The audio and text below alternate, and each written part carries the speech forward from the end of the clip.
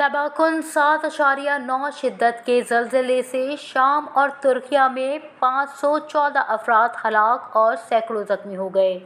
गैर मुल्की मीडिया के मुताबिक ज़लज़ले से तुर्किया में 284 और शाम में 230 से ज़ायद अफराद हलाक हुए।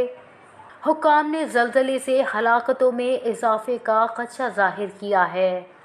अमरीकी जियोलॉजिकल सर्वे का कहना है कि ज़लज़ले की शिद्दत रेक्टर स्केल पर 7.9 और गहराई 17.9 थी।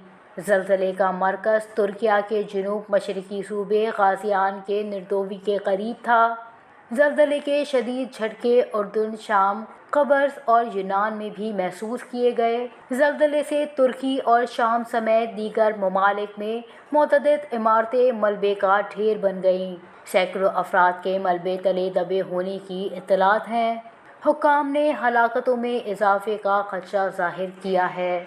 ज़लज़ले से सड़कें तबाह होने से इमदादी टीमों को मुतासरा इलाकों में पहुँचने तक मुश्किलात का सामना है।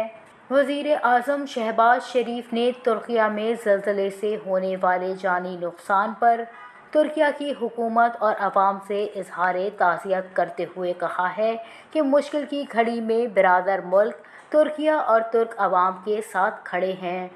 पाकिस्तान तुर्किया की हर मुमकिन मदद करेगा।